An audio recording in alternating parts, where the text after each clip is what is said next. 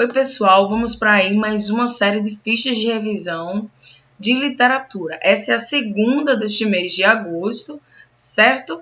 Aqui nós temos diversas questões sobre os movimentos literários. Então, fica ligado, porque não basta só saber o gabarito daquela questão, e sim o porquê é este gabarito e não aquele, como foi que eu cheguei a esta resposta e não aquela. Ou eu fiquei em dúvida, assim, entre duas respostas para quem recebeu essa ficha, mas se você não recebeu, pode falar comigo que eu envio para você.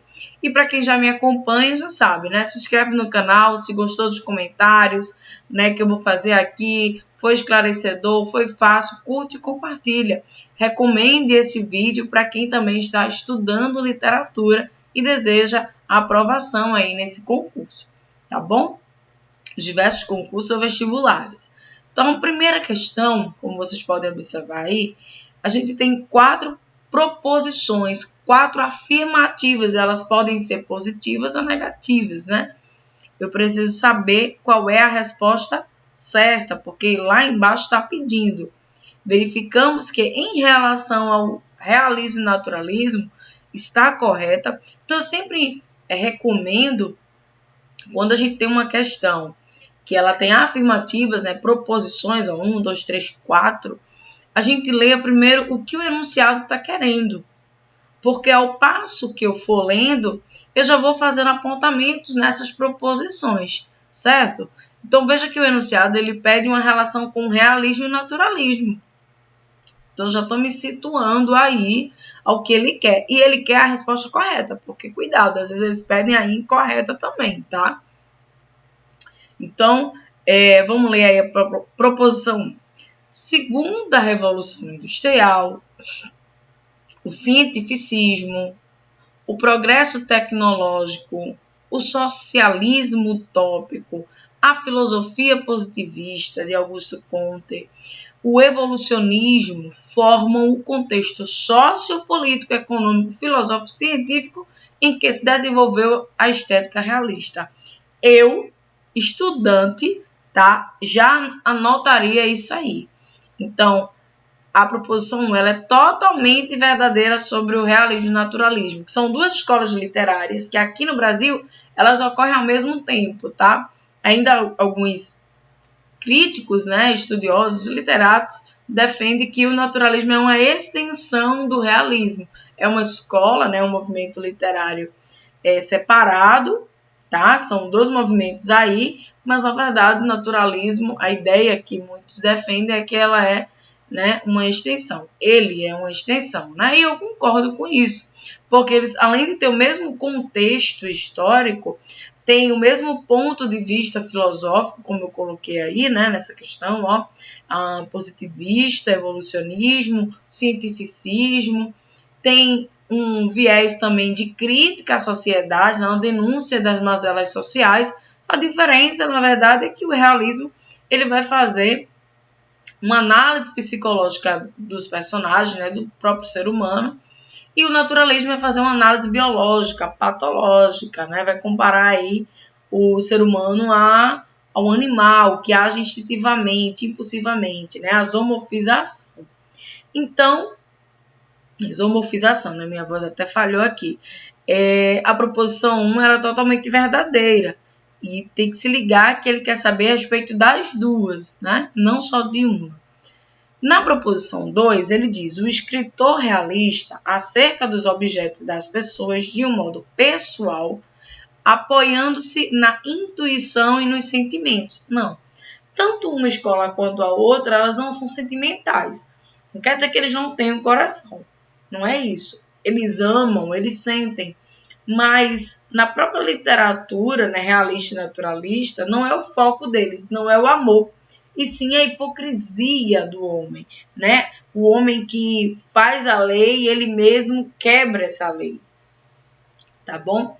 Então aqui não há sentimento nem intuição no realismo. 2 está falso.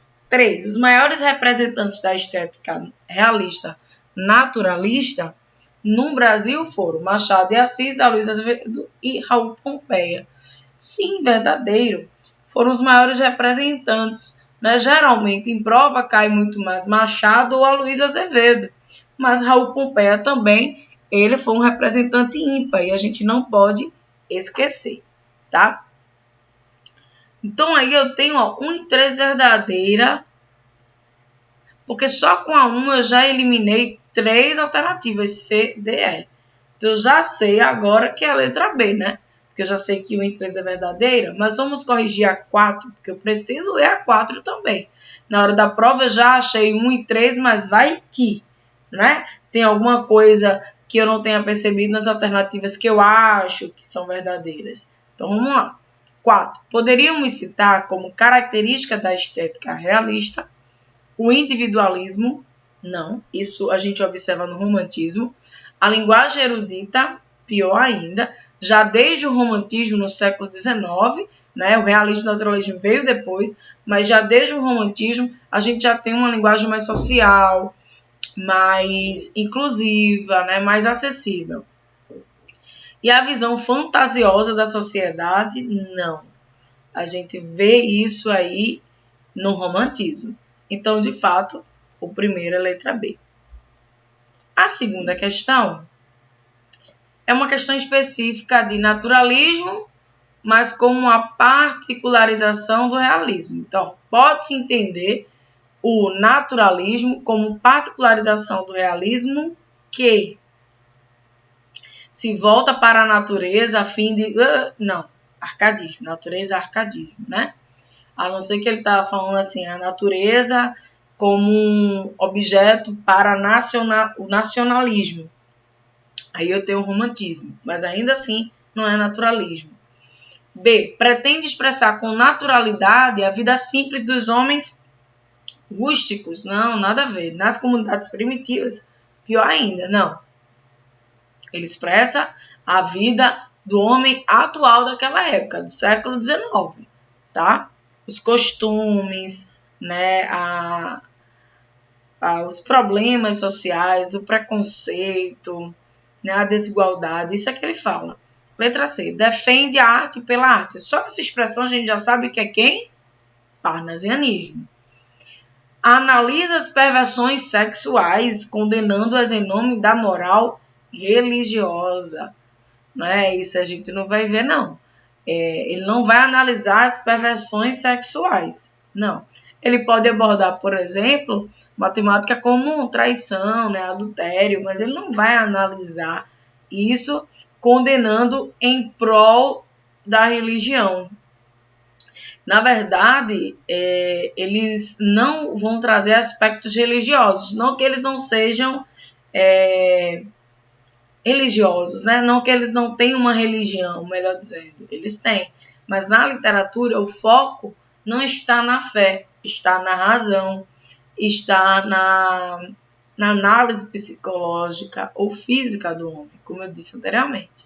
Então, letra E, estabelece um nexo de causa e efeito entre alguns fatores sociológicos e biológicos e a conduta dos personagens. Foi o que eu acabei de dizer. Eu já tinha explicado isso também em outras palavras na questão anterior. Tá bom? Questão 3. Tradicionalmente, se considere o ano de 1893 como data, se considera, né? Como data final do realismo e suas manifestações no Brasil.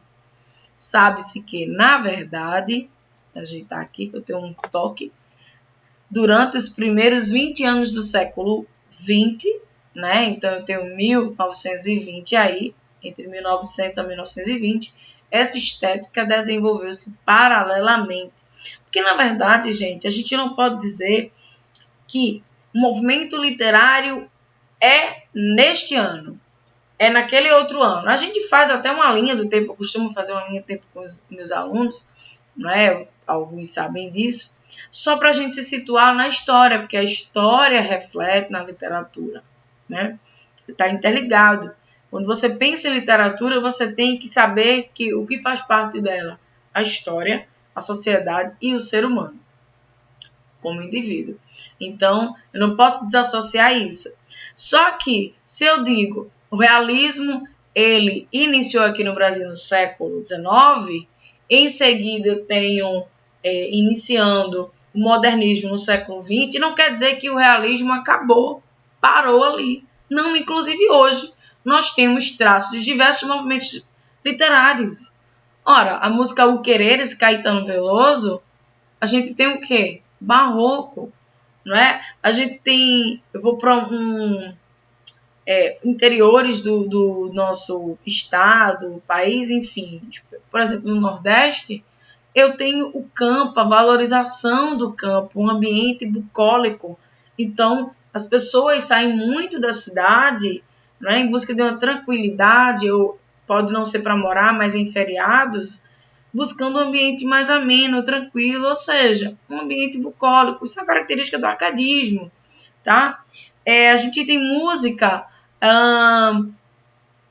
romântica, hoje sim, Marília Mendonça e tantos outros aí, sertanejos universitários também, né?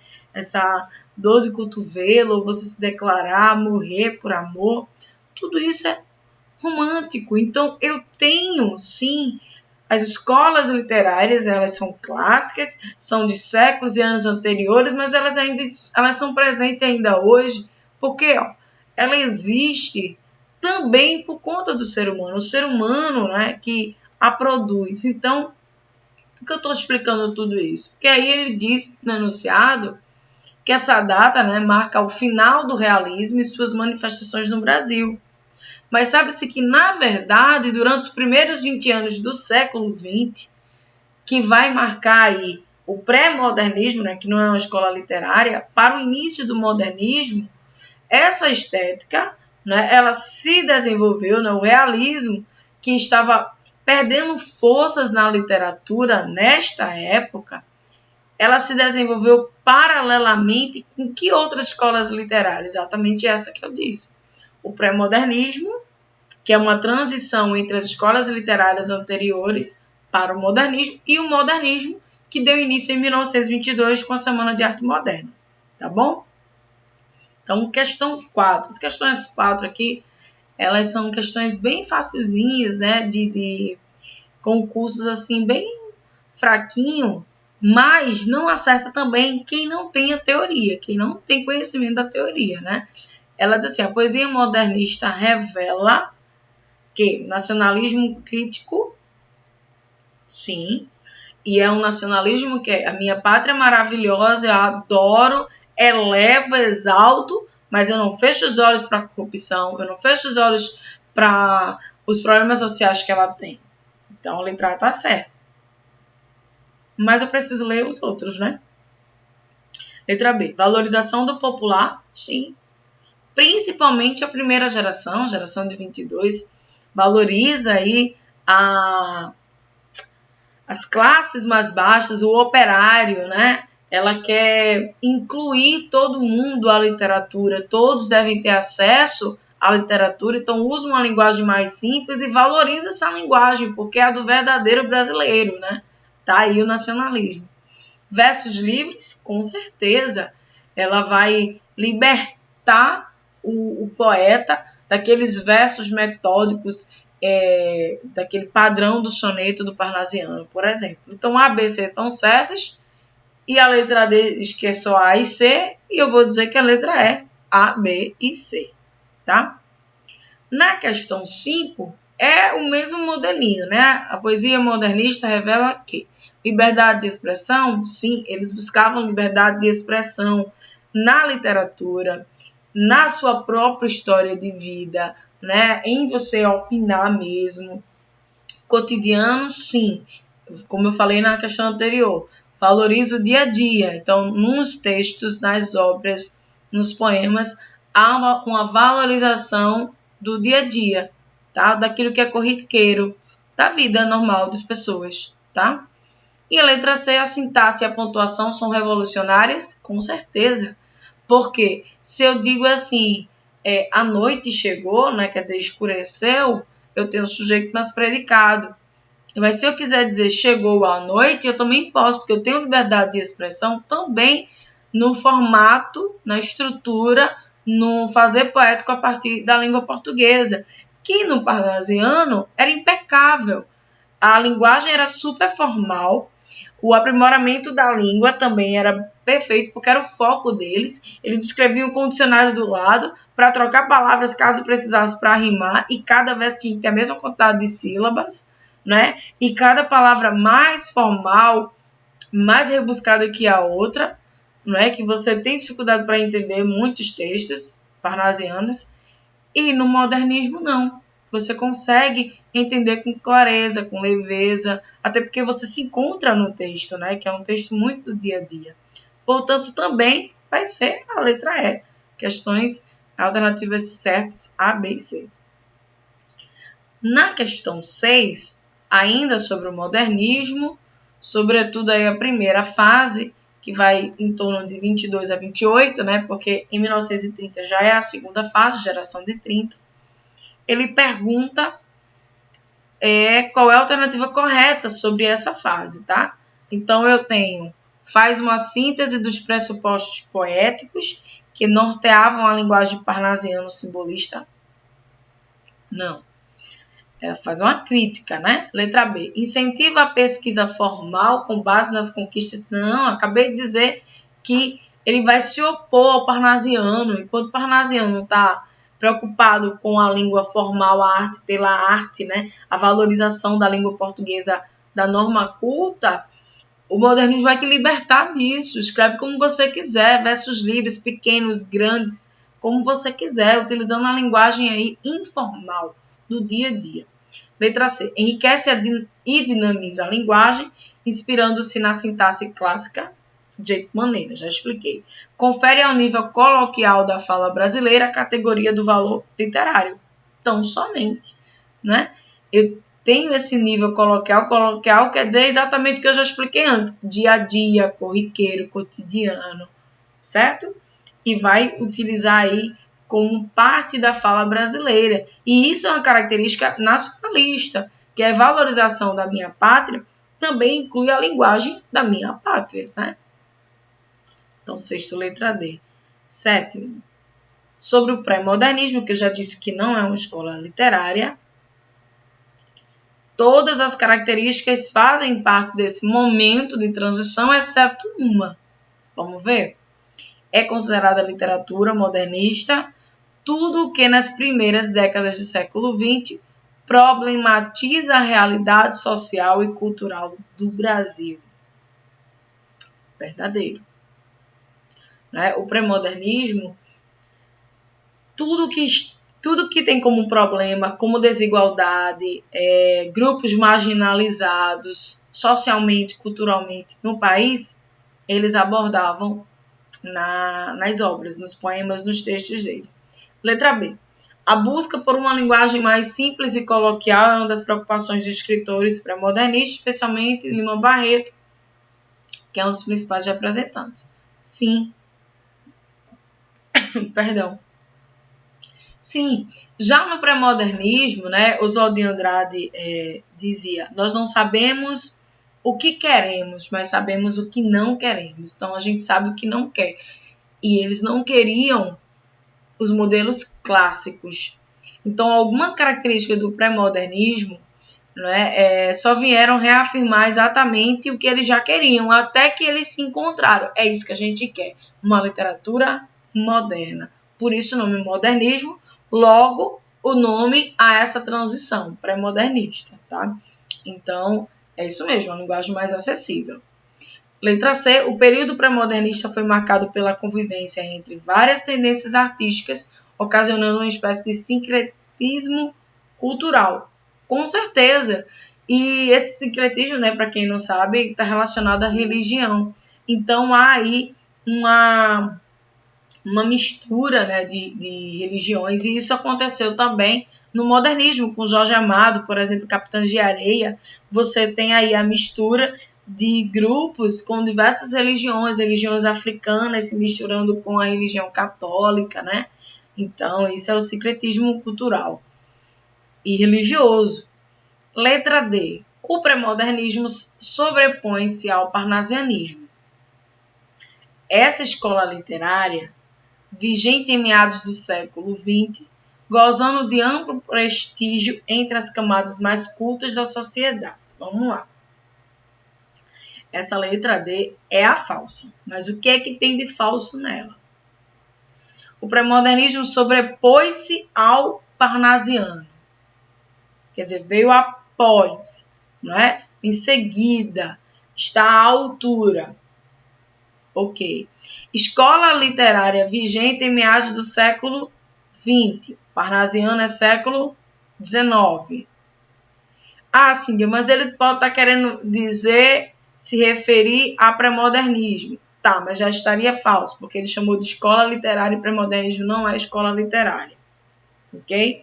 Gozando de amplo prestígio entre as camadas mais cultas da sociedade. Como eu falei, não. O pré-modernismo e em seguida o modernismo, eles vão buscar a inclusão da massa, do povo, daquele que é verdadeiro brasileiro, e não de um pequeno grupo que é elitizado. Eles criticam a elite brasileira. Então, não vai prestigiar as camadas mais cultas da sociedade, né? Afirmativa incorreta, certo? Com letra D. Oitavo também está pedindo a incorreta, né? Sobre o pré-modernismo. Letra A. Não se caracterizou como uma escola literária com princípios estéticos bem delimitados, mas com um período de prefiguração das inovações temáticas e linguísticas do modernismo. Verdadeiro, né? Não era um movimento literário, como eu disse, mas acaba configurando aí as inovações temáticas, essa transição que o modernismo já estava, né, que os poetas já estavam buscando até se configurar como modernismo. Já tinha dito isso. Letra B. Algumas correntes de vanguarda no início do século XX, como o futurismo e o cubismo, exerceram grande influência sobre nossos escritores pré-modernistas, sobretudo na poesia. De forma nenhuma, né? Essa é a alternativa incorreta. Por quê? Olha, as vanguardas europeias, elas inspiraram o modernismo e o pré-modernismo, né? Mas especialmente o modernismo, tá? Houve uma inspiração no modernismo e não pré-modernismo. Mesmo assim, como alguns autores coincidem, né? Pré-modernismo se estende ao modernismo, não há uma influência forte dessas vanguardas, né? Do futurismo e do cubismo, sobretudo na poesia. Né? Não é à toa que na poesia a gente tem Augusto, né, dos Anjos, que escreveu uma única obra, Eu. Ele faz em sonetos e ele fala sobre diversas temáticas, inclusive a patologia do homem, a morte, a carne, a matéria, né, a existência passageira do homem. E ele tem elementos ali, elementos químicos, biológicos, então não está relacionado a essas vanguardas europeias, ok? Então a letra B é a incorreta. Nono. Assinale a alternativa que segue o modelo do pré-modernismo, exceto, então uma aí vai estar incorreta. Nacionalismo eu já disse que sim. Linguagem coloquial eu já disse que sim. Valorização dos modelos clássicos foi o que eu disse que não, né? Denúncia social eu disse que sim. E regionalismo também a gente tem como exemplo os sertões de Euclides da Cunha, que vai valorizar aí o sertanejo, inclusive vai falar da terra do sertanejo para entender melhor o sertanejo e também falar da luta, né? A Guerra de Canudos. Então, aí essa revolta entre sertanejos e militares, ok? Nono, letra C é incorreta. Valorização de modelos clássicos a gente tem no parnasianismo, a gente tem no arcadismo, ok? Vamos adiante. Décimo. Uma atitude comum caracteriza a postura literária de autores pré-modernistas. A exemplo de Lima Barreto, Graça Aranha, Monteiro Lobato e Euclides da Cunha. Pode ela ser definida como uma atitude comum que caracteriza entre eles, né? A necessidade de superar, em termos de um programa definido, as estéticas românticas e realistas. Não é ideia era fazer algo inovador, viu, gente? Desde o pré-modernismo é uma literatura inovadora. Nada de estar imitando ninguém.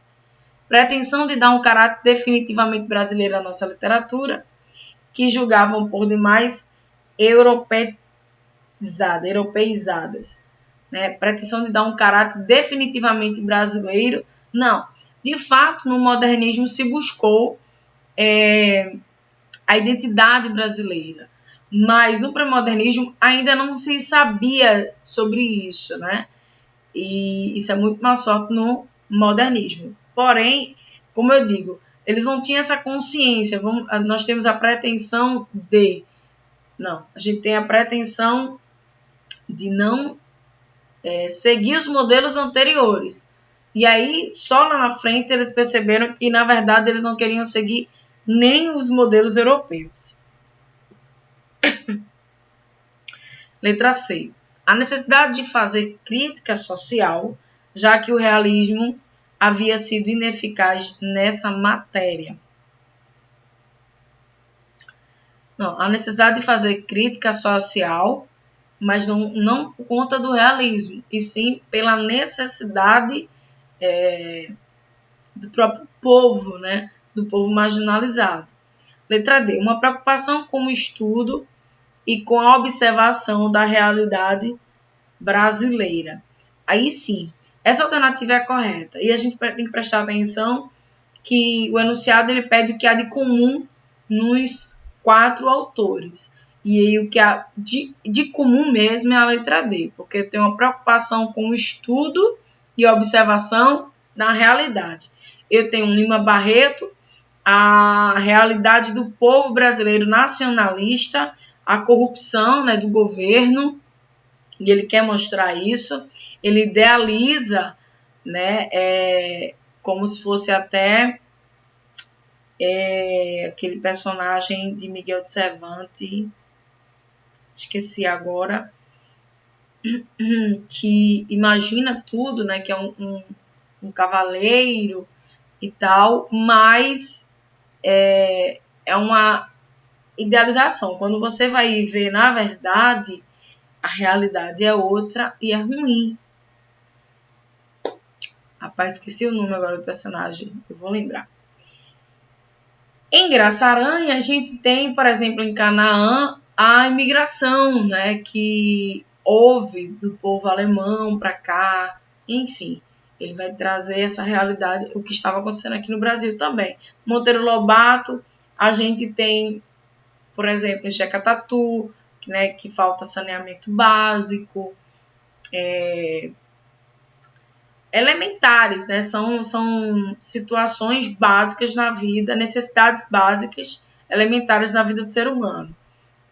Euclides da Cunha, que vai falar sobre os sertões, que eu já falei rapidamente há pouco, tá? Na questão 11, diz assim, é uma questão de figuras de linguagens. Faria isso 1000 vezes novamente se fosse preciso. Encontra-se qual figura de linguagem? Faria isso 1000 vezes. Gente, faria isso 1000 vezes. 1000 vezes é muitas vezes, né? São muitas vezes. Então, é uma forma exagerada de você falar algo, né? Então, eu tô morrendo de fome, eu tô morrendo de sede. Ele chorou, ou ela chorou um rio de lágrimas. Quer dizer, é muito exagerado. A gente chama isso de hipérbole, tá? Letra B aí, a questão 11. 12. A pessoa estava com tanta fome que comeu 2 pratos. Aí tem gente, mas sim, com tanta fome não vai ser hipérbole. Não, aqui eu estou dizendo que ela está com muita fome. Então, não estou exagerando. Ela disse que está com muita fome.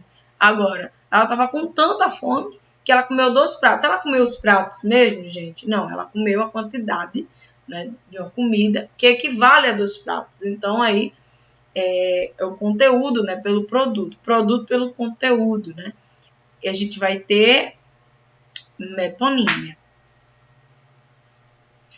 Só voltando à questão 11, eu não expliquei as outras figuras de linguagem, né? A metáfora faz uma comparação sem um elemento comparativo, ela vai utilizar um termo no sentido figurado.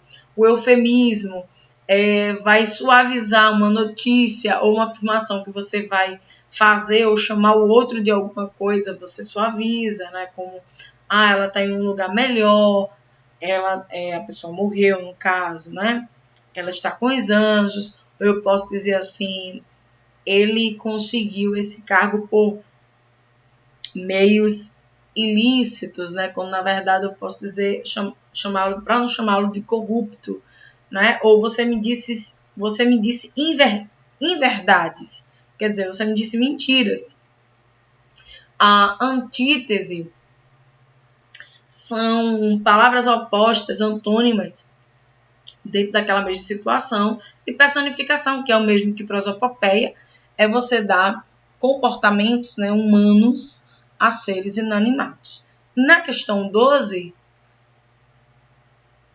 deixa eu ver, não tem nenhum. Todos os outros estão repetidos na questão anterior.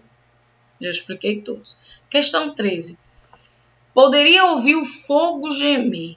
Há a seguinte figura de linguagem. Gente, fogo gemer. Fogo não é um ser humano.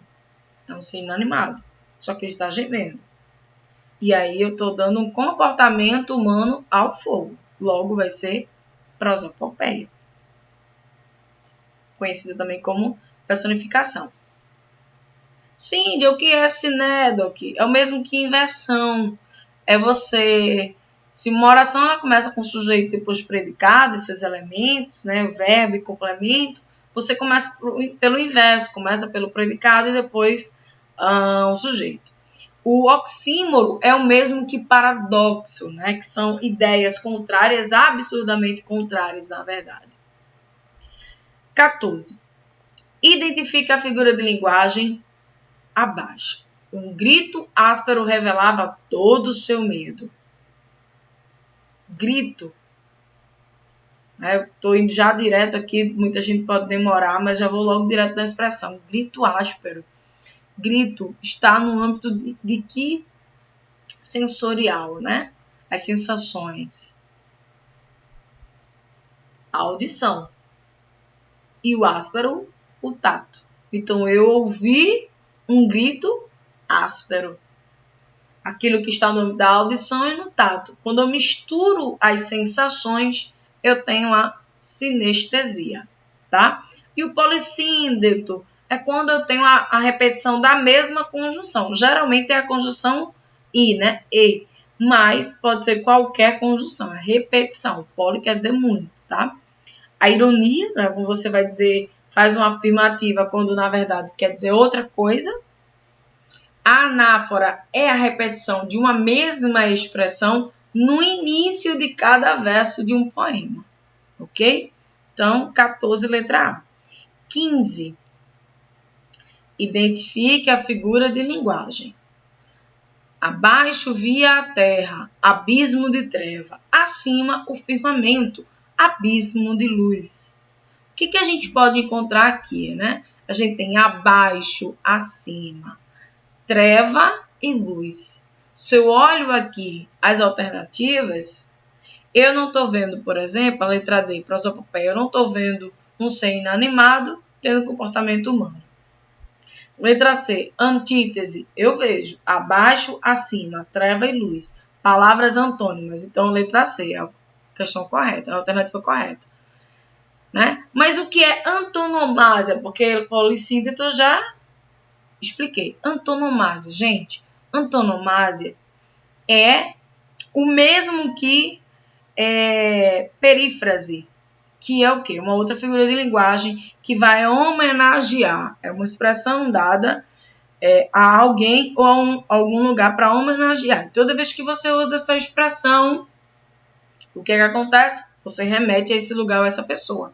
A perífrase é uma expressão dada a lugares. Então, eu digo assim, a Terra da Garoa, São Paulo, né? A Veneza Brasileira, Recife, a Cidade Maravilhosa, Rio de Janeiro, tá? Mas a antonomásia se refere a pessoas. Aí eu digo o rei do pop, Michael Jackson, né?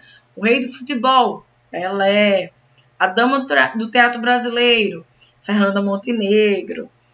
Que mais? Vocês podem pensar em algum e colocar aí também no comentário, tá? Então eu tenho várias expressões, homenagens, né? O poeta dos escravos, Castro Alves do romantismo, certo? Cisne Negro, quem sabe essa? Cruz e Souza do simbolismo, o Boca do Inferno, Gregório de Matos do barroco. Então são expressões dadas positivamente ou negativamente, geralmente positivamente a alguma pessoa, né? Conhecida. Então, 15, letra C. 16. É um contentamento descontente, é dor que desatina sem doer. Gente, como é que uma dor ela vai desatinando, né? Que faltou aqui um A. Ela vai desatinando sem doer, porque se é dor, ela dói. Isso é algo absurdo, é uma ideia contrária e absurda de acontecer. O que foi que eu disse? Paradoxo, certo? A literação não tinha explicado ainda. A literação anota aí, é a repetição de um mesmo som consonantal. Então, é a repetição de uma consoante. Como assim? Você vai dizer um verso, né? Que na questão 17 tem ela, estou vendo aqui agora, então daqui a pouco eu explico. Pleonasmo é você ser redundante, repetitivo na ideia, né? Subir para cima, sair para fora, entrar para dentro, sorrir um riso, chorar um choro, certo? Elo de ligação, tudo isso é redundante. Na questão 17, que eu já dei a resposta, né? A literação, B a repetição da consoante. Esperando parada pregada na pedra do porto, Chico Buarque. Então, eu estou repetindo a consoante P, certo? Quando isso acontecer, é a literação. Quando for vogal, repetição da mesma vogal, eu tenho assonância. Anota aí também. Catacrese, Cindy, você não explicou ainda. Catacrese é quando você não tem um termo específico para algo ou não lembra na hora daquele termo e você acaba dando um nome àquilo ali, né? Por exemplo, o pé da barriga. Barriga tem pé? Não, mas quer dizer, a parte de baixo da barriga, para sinalizar, eu chamo de pé da barriga. A orelha do livro, né? Aquela partezinha que a gente dobra, põe para dentro, que até marca as folhas com a parte onde eu parei de ler. Então, o livro tem orelha? Não, quem tem orelha são os animais, seres humanos, enfim. Então, a gente chama de catacrese. O braço da cadeira, do sofá, né, o pé da mesa, beleza? Então, 17, letra D. 18. Naquele país, muitos médicos competentes. Poxa, tá doido? Faltou completar aí, Cíndia. Não. Na verdade, gente, você consegue entender que naquele país há muitos médicos competentes, né? Faltou o verbo haver aí, ou o verbo ter, né? Indicando haver, indicando existir. Eu tenho o que aí, gente? Eu tenho uma vírgula substituindo o verbo, mas você consegue entender. Naquele país, muitos médicos competentes. Eu chamo de elipse. É quando você omite um termo, mas pelo contexto você consegue entender. Por exemplo, você diz, chegamos ao parque. Quem foi que chegou? Nós. Está implícito no verbo, na conjugação verbal. Então, não precisa dizer nós chegamos. Eu disse apenas chegamos e você conseguiu entender. Eu chamo de elipse. Um que é muito parecido com ele, a turma confunde, é zeugma, que também é a omissão de um termo, mas é a omissão de um termo que já foi dito. Por exemplo, Luiz tem 4 filhos, Fernanda 2. Então, Fernanda, vírgula 2. A vírgula substituiu tem, né? E o ponto final, nesse caso, filhos. Então, Luiz tem 4 filhos, Fernanda 2. Como é que você entendeu que Fernanda tem 2 filhos? Porque eu já disse antes, eu já usei as palavras anteriormente. Tem e filhos. Por isso você entendeu, tá? Aí eu chamo de zeugma. Sinestesia você já sabe, né? Que é a mistura de sensações. Questão 19. Onde queres família, sou maluco. E onde queres romântico, burguês. Aí tá um exemplo de zeugma. Onde queres família, sou maluco. E onde queres romântico, sou burguês. Ele omitiu na música aí o sou. Mas você, separadamente, não entenderia. Foi preciso o verso anterior para entender a palavra implícita. Então, zeugma é a omissão de um termo que já foi dito anteriormente. Portanto, letra B, Questão 19, tá? Cíntia, você não explicou o assíndeto. Parece com o polissíndeto? Parece. O poli é a repetição da mesma conjunção. E o assíndeto são vários versos ou uma sequência de frases que não tem conjunção nenhuma. O a é negação mesmo, tá? Então, questão 20 agora. O velho começou a ficar com aquela cor de uma bonita tonalidade cadavérica, né? Nossa! E aí, gente? Eu já disse que é assonância, assíndeto, polissíndeto, catacase e ironia. Já disse tudo, já expliquei todos os significados. Se você voltar ao vídeo, vai perceber que eu já expliquei cada um deles. O que tem aqui nessa frase? Uma frase mais difícil. Mas, ó, o velho começou a ficar com aquela cor de uma bonita tonalidade cadavérica. Não lembra a palavra cadáver? Sim, quer dizer, ele ficou com um aspecto de cadáver, morto. E por que eu chamei cor de uma bonita tonalidade morta? Na verdade, não é bonita. Isso é uma ironia. Ele afirma algo, né? Quando na verdade quer dizer outra coisa. 20, letra B. 21. Ele entregou a alma a Deus. Para não dizer que a pessoa morreu, né? Faleceu logo. Você usa o quê? Um eufemismo. Ele entregou a alma a Deus. Letra C. E todos os outros eu já expliquei. Não, minto. Apóstrofe eu não expliquei. Apóstrofe é uma figura de linguagem que sintaticamente é o mesmo que vocativo. Então, quando eu faço assim, ó, ei, vem cá. Ei, vírgula, vem cá. O ei é um vocativo, é um apóstrofe. Mas eu digo assim, Senhor, Deus meu, me ajuda. Senhor, Deus meu, sintaticamente seria um vocativo. Apesar que vocativo nem é sintaxe, né? Mas é analisado como tal. E no sentido figurado é apóstrofe, ok? Porque é um termo que a gente invoca, que a gente chama, tá, pessoal? 22. Ela chorou rios de lágrimas. Essa aqui é fácil. Eu dei esse exemplo no início das questões de figuras de linguagem. É o quê? Hipérbole, né? O exagero aí, de tanto que ela chorou. Por fim, ficou faltando explicar o significado da letra C, hipérbato, que também é a inversão dos termos sintáticos nos versos, tá? Quem tem acesso a essa ficha deve ver aí o gabarito no final dela. E a gente se encerra aqui. Se houver alguma dúvida, qualquer outra pergunta, faz nos comentários ou entre em contato comigo pelas redes sociais também. Espero que tenha ajudado. Até a próxima, tá?